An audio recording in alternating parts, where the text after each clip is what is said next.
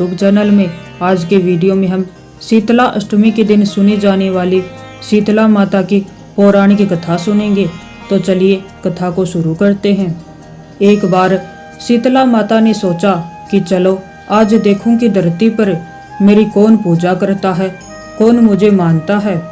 यही सोचकर शीतला माता धरती पर राजस्थान के डूंगरी गांव में आई और देखा कि इस गांव में तो मेरा कोई मंदिर नहीं है और ना ही मेरी कोई पूजा होती है। शीतला माता गांव की गलियों में घूम रही थी। तभी एक मकान के ऊपर से किसी ने चावल का उबला हुआ पानी अर्थात मांड नीचे फेंका।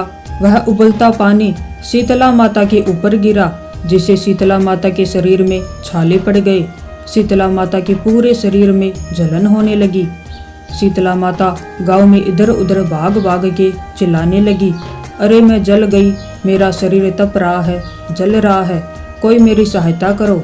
लेकिन उस गांव में किसी ने शीतला माता की सहायता नहीं की। वहीं अपने घर के बाहर एक कुम्हारन महिला बैठी थी। उस कुम्हारन ने देखा कि अरे यह बुढ़िया माई तो बहुत जल गई है, इसके पूरे शरीर में तपन है और पूरे शरीर में फफोले पड़ गए हैं, यह तपन सहन नहीं कर पा रही है। तब उस कुम्हारन ने कहा, हे माँ तू यहाँ आकर बैठ जा, मैं तेरे शरीर पर ठंडा पानी डाल देती हूँ। तब उस कुम्हारिन ने उस बूढ़ी माई पर खूब ठंडा पानी डाला और बोली, हे माँ मेरे घर में रात की बनी हुई राबड़ी रखी है, थोड़ा दही भी है, तू दही राबड़ी खा ले। जब बूढ़ी माई ने ठंडी ज्वार के आटे की राबड़ी और दही खाया तो उसके शरीर को ठंडक मिली।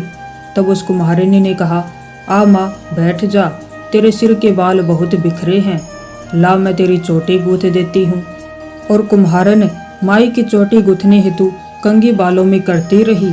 अचानक कुम्हारन की नज़र उस बूढ़ी माई के सिर के पीछे पड़ी तो कुम्हारन ने देखा कि एक आंख बालों के अंदर छुपी है। यह देखकर वह कुम्हारन डर के मारे घबराकर भागने लगी। तभी उस बूढ़ी माई ने कहा, रुक जा बेटी, तू डर मत, मैं कोई भूत प्रेत नहीं हूँ, मैं शीतला देवी हूँ। मैं तो इस धरती पर देखने आई थी कि मुझे कौन मानता है और कौन मेरी पूजा करता है। इतना कहकर माता चार भुजा वाली हीरे जवाहरात के आभूषण पहने, सिर पर सोने का मुकुट धारण किए अपने असली रूप में प्रकट हो गई।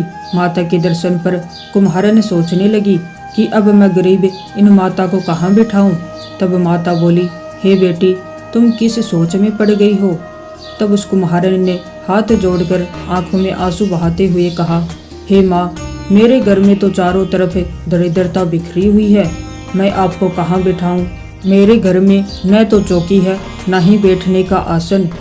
तब शीतला माता प्रसन्न होकर उस कुम्हारन के घर पर खड़े हुए गधे पर बैठकर एक हाथ में झाड़ू दूसरे हाथ में डलिया लेकर उस कुम्हारन के घर की दरिद्रता को झाड़कर डलिया में भरकर फेंक दिया और उस कुम्हारन से कहा, हे बेटी मैं तेरी सच्ची भक्ति से प्रसन्न हूँ, अब तुझे जो भी चाहिए मुझसे वरदान मांग लो।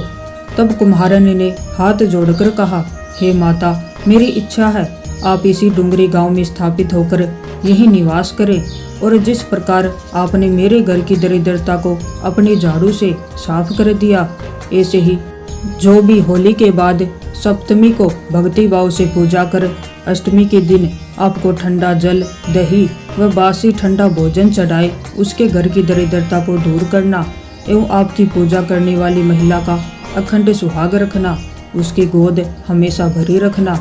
साथ ही जो पुरुष शीतला अष्टमी के दिन नाई के यहाँ बाल ना कटवाएं, धोबी को कपड़े धुलने ना दें और पुरुष भी आप पर ठंडा जल चढ़ाकर नारियल फूल चढ़ाकर परिवार सहित ठंडा बासी भोजन करें, उसके व्यापार और काम धंधे में कभी भी दरिद्रता ना आए। तब माता बोली, तथा अस्तु, हे बेटी जो तूने वरदान मांगा है मैं सब कुछ तुझे देती हूँ। हे बेटी तुझे आशीर्वाद देती हूँ कि मेरी पूजा का मुख्य अधिकार इस धरती पर सिर्फ कुम्हार जाति का होगा। तभी उसी दिन से डूंगरी गांव में शीतला माता स्थापित हो गई और उस गांव का नाम हो गया सील की डूंगरी। सील की डूंगरी भारत का एकमात्र मुख्य मंदिर है। शीतला सप्तमी के दिन यहाँ बहुत विशाल मेला लगता है। तो ये थी शीतला माता की पौराणिक कथा। अगर आपको ये कथा अच्छी लगी हो